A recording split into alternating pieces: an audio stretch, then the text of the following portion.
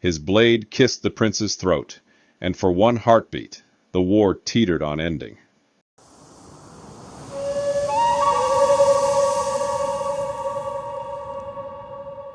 Welcome back to another episode of Olympus Unhinged, where gods stir the pot and mortals pay the price. It all began with a wedding, a golden apple, and a terrible decision. When Prince Paris of Troy chose Aphrodite as the fairest, she rewarded him with the love of Helen, Queen of Sparta. There was only one problem. Helen was already married. Her husband, Menelaus, called for revenge, while his brother Agamemnon set his sights on Troy and sought glory, and the rest of Greece followed, as no one wanted to be left out of a great war. The Aegean churned like a drunk serpent under a blood-orange dawn. 1,000 Greek ships, their hulls glinting like the scales of some ancient beast, sliced through the waves toward Troy. Sails snapped in the salt-soaked wind, oars creaked under sweating hands, and high above, the gods perched on Olympus, sipping nectar and betting on how much havoc one stolen wife could wreak. The answer's a lot! The Greeks had arrived, and they brought their egos. Trumpets screamed over the surf, a brassy war cry drowned out by the chaos of warriors stumbling onto the beach. They dreamed of glory, of the battle ahead, land, fight, win, and sail home as legends. None of them pictured a decade of mud, misery, and fish so bad it could make a hero weep. Day one was a mess.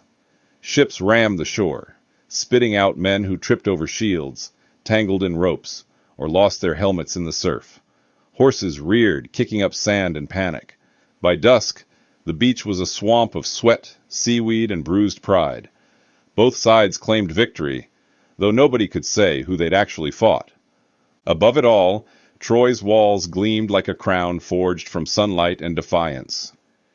King Priam stood on his palace balcony, his silver beard catching the breeze, his eyes heavy with the weight of a city under siege. The distant roar of the Greeks rolled up like a storm. "All this for a woman," he murmured, voice cracked with age and dread. Beside him his son Hector gripped his spear, knuckles white. "They won't stop, father. Not until Troy's a pyre." Paris, lounging nearby, flashed a smile sharp as a blade. "Relax, brother. Aphrodite promised me love, not ashes." Hector's gaze could have melted bronze. "You think those are different things?" Inside the palace, Helen glided through halls lit by flickering oil lamps. Her beauty was a weapon, sharp enough to spark a war, heavy enough to crush her. Servants shrank from her shadow, their whispers trailing like ghosts. As war drums throbbed beyond the walls, she pressed a hand to her chest and whispered, "All this for me?" Meanwhile, the Greeks turned the beach into a snarling, stinking camp. Agamemnon strutted like a peacock in armor, barking orders to men already ignoring him. "Tense up! Dig the trenches! Light the fires! I want a fortress by dawn." Odysseus, slouched against a crate, rubbed his temples. "If only we'd packed common sense instead of extra kings." Achilles, lounging nearby, grinned like a wolf. You brought me. That's better than sense. Agamemnon's scowl was a thundercloud. "Brace yourself, boy. You fight on my command." Achilles shot back, his voice lazy but edged with danger. I'll fight when it's worth my time. The alliance cracked before the first sword was drawn. Troy's walls, built by Poseidon and Apollo in a rare moment of divine teamwork, mocked the invaders. Unbreakable, unyielding, they laughed at mortal ambition. With no way to breach them, the Greeks did what bored, angry men do best. They picked fights elsewhere. They went sightseeing with weapons! Raids tore through the countryside. Coastal towns burned. Temples crumbled. Gold, livestock, and women were dragged back to camp. Trophies to mask the fact that Troy still stood untouched. Achilles led the bloodiest raids, his speed and savagery turning man into myth. In Lyrnessus, he carved through defenders like a scythe through wheat. Among the spoils was Briseis, a widow with eyes like storm clouds, and a quiet dignity that silenced even the Myrmidons. Achilles studied her under the torchlight, his usual fire dimmed. Don't worry, you are safe with me, he said, his voice soft as a blade's edge. She became his anchor in a war built on vanity, a fragile tether that wouldn't hold.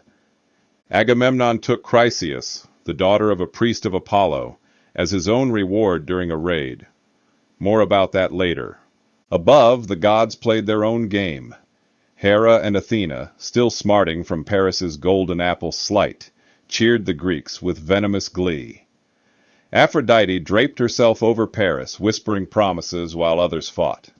Ares swapped sides hourly, chasing whichever army spilled more blood. Poseidon, claiming neutrality, sank a ship or two when the mood struck. Zeus, sprawled on his throne, called himself impartial, but laughed loudest when mortals suffered. Then came the duel. A truce was struck, one fight to end it all. Menelaus versus Paris, husband versus thief. The sun scorched the plain as armies formed a ring, spears glinting like teeth. Paris sauntered out, armor polished to a mirror's shine, smirking and confident in Aphrodite's protection. Menelaus stalked forward, his face a mask of rage, his sword hungry. "Give me my wife," Menelaus growled, "and I might let you limp back to your city." You had 10 years with her, old man. Paris said. And I only needed one look. Not gonna mention the Aphrodite factor? Bronze clashed, sparks flying like stars, sand sprayed under their feet. Menelaus fought like a bull, relentless, driving Paris to his knees. His blade kissed the prince's throat, and for one heartbeat, the war teetered on ending. Then the air shimmered with jasmine and gold. Paris vanished in a puff of divine perfume, leaving only Aphrodite's mocking laughter. The Greeks roared betrayal. The Trojans cheered a stolen victory. The gods just clapped. The truce shattered like cheap pottery. Armies retreated to their lines, angrier, hungrier, no closer to resolution.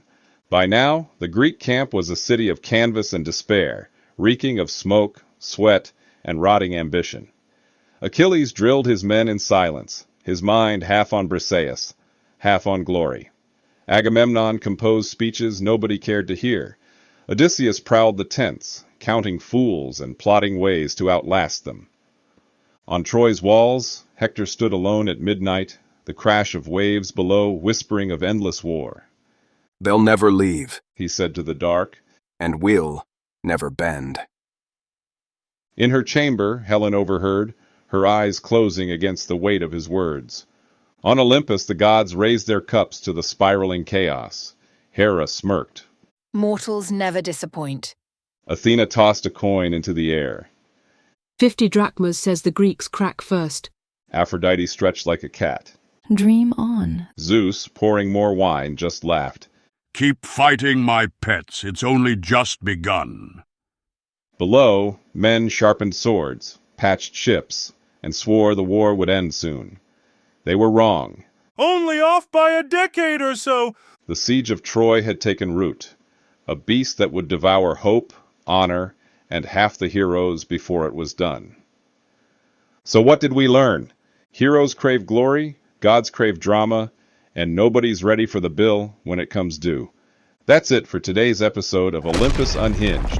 Tune in next time for 10 years later, and nobody's won yet. Where the heroes are tired, the gods are drunk, and nobody remembers why they're still fighting.